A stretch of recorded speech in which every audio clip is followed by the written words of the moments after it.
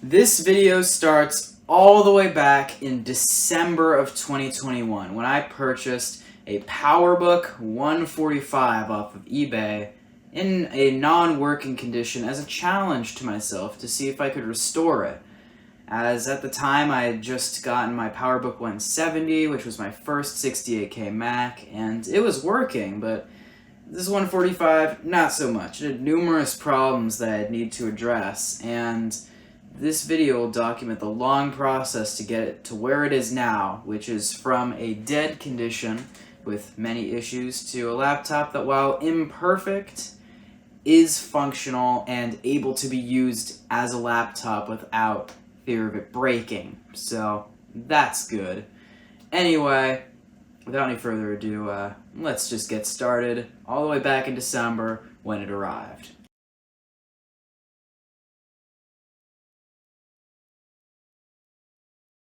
According to the listing, this 145 would boot with a known good hard drive and a known good display, but its display didn't work, instead showing solid blue.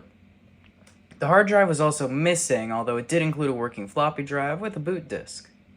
Upon arrival, I immediately noticed that the display housing was separating around the back, a telltale sign that the plastic screw posts will have to be repaired or replaced, a very common problem due to how brittle the plastics on these PowerBooks get.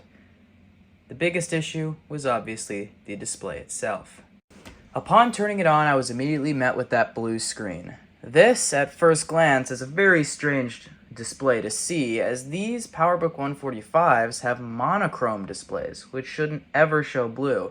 However, what we're seeing right now is actually what these look like at minimum contrast settings. The only problem is, adjusting the contrast control slider does nothing. The cause of this is actually really simple: bad capacitors on the LCD panel. This is a very, very common issue on these, as these displays use surface-mounted electrolytic capacitors made back in the early 90s, which are highly prone to failing and leaking a corrosive fluid which damages the board. This will happen to all of them eventually, and the only fix is to replace them with new ones. So with any luck, we can get this display working again. So, let's give it a go. The capacitors are the little metal cans on the board, 11 in total. They have begun to leak a bit, but not too badly, thank goodness. The method I'm going to use to remove the old ones is to simply twist them off with pliers. Some love this method, others absolutely hate it, and say that it will damage the solder pads on the board. This method has worked great for me, and the only time I've ever ripped a pad off was on my first attempt at all. But remember, this is 2021 me, and this was my second attempt at surface mount soldering, and the first didn't go too well. So, can I do it? Let's see.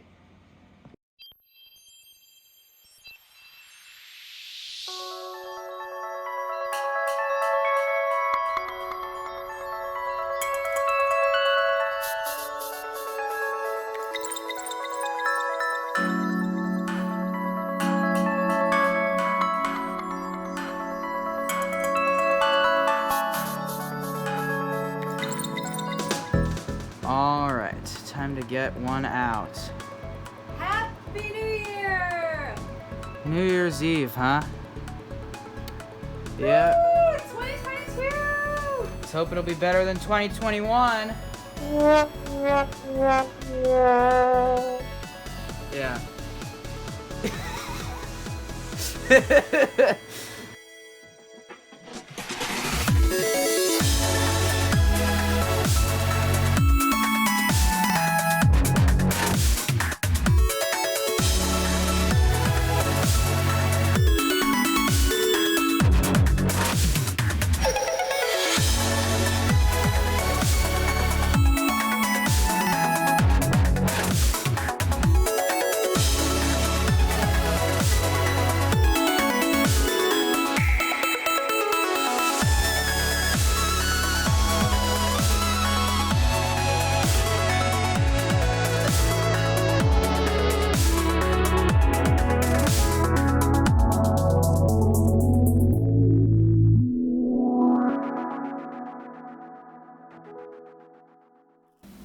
Oh my god. I'm like, my heart rate's racing right now. I'm so scared to turn it on. Alright, just...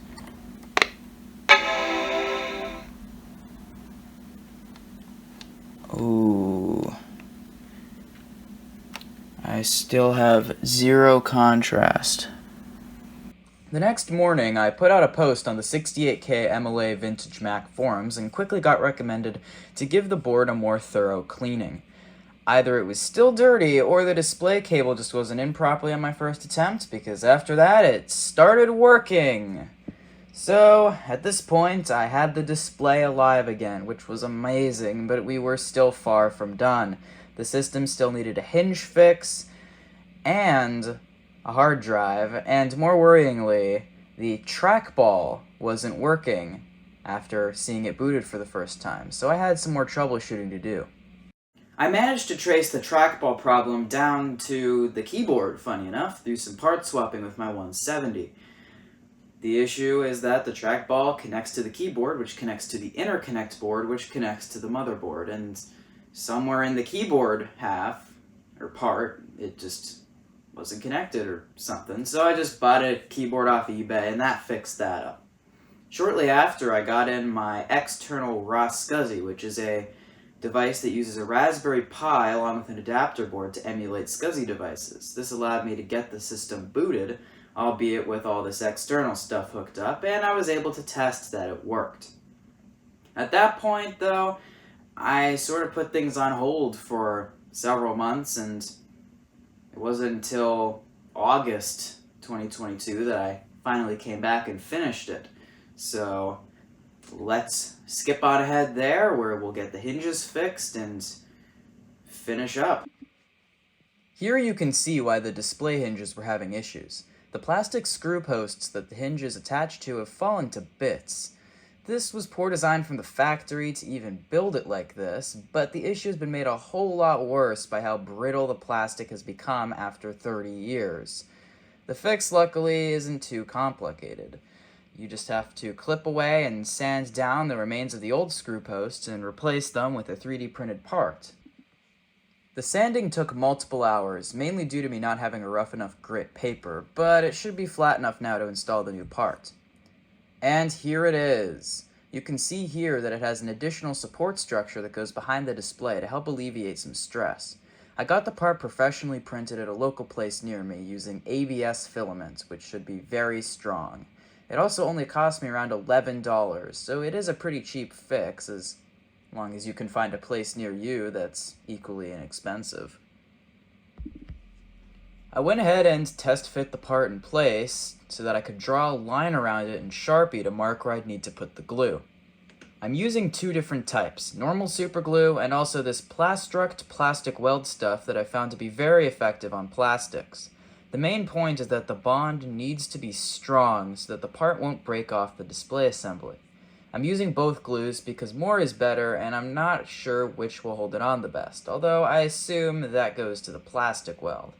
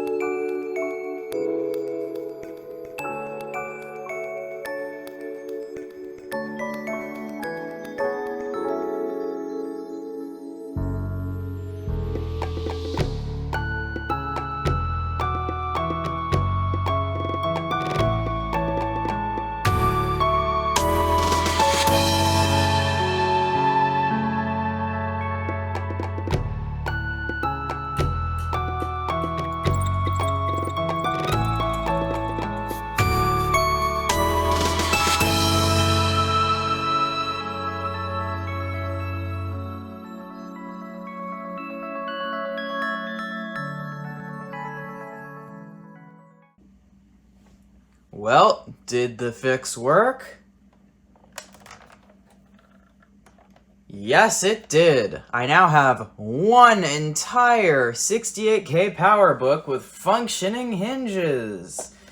Well, technically two. My 180C's hinges haven't broken yet, but they probably will if I keep using them, so it did work. Well, mostly.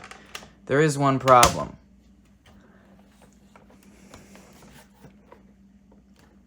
The housing's still separating. Now that's because I goofed and didn't sand it quite enough after all, so the part fit isn't perfect. The actual hinges themselves are structurally sound, and I can do this all I want without it breaking, but it's not a toy, so I'm not going to keep doing that.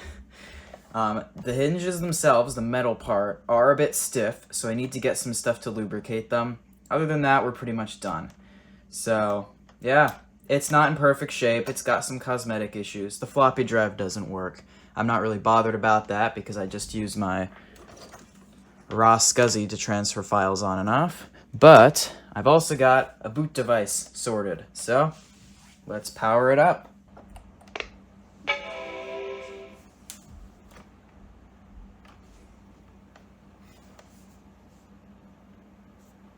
The lines you see there are not visible in person. That's just because I'm recording a passive matrix LCD with a camera and the refresh doesn't sync up. But there it goes. It is booting off of a spinning hard drive. So it is not solid state. I could have upgraded it to like a blue SCSI, but instead of putting the blue SCSI in the low-end PowerBook, instead I bought one and assembled it for my 180C. So this guy got the 180C's functioning hard drive, and now the 180C is much faster. I'll upgrade it to solid state eventually, but for now I'm happy with it as is.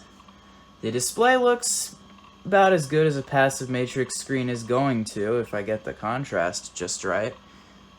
And it's got 6 megabytes of RAM. The hard drive is 320 megabytes in capacity, and it works perfectly. There are no issues with this system. I even brought it to school with me the day after I fixed it just for fun. And that was fun. I do need to rebuild a battery for it at some point. That'll be getting it completely portable. But, yeah. So it's cosmetically imperfect, but it is fully operational, and it has no problems, which is awesome because I took this thing from broken screen, no hard drive. It did come with a working floppy drive, but I swapped that into my PowerBook 170. The keyboard ended up having the issue where the trackball didn't work, and the hinges were busted, and now it's looking great, working great, and ready to be used again for all sorts of old games. And that's exactly what I wanted to do. Old games, old software, all sorts of fun stuff on this beautiful classic PowerBook. So, that's it. I hope you all enjoyed this video. I certainly enjoyed making it, and I want to do more of these PowerBook restorations, so at some point I probably will. But thank you all for watching. I'll see everyone next time. If you like this video, a like would be much appreciated, but no pressure. And I'll see you all next time. Goodbye.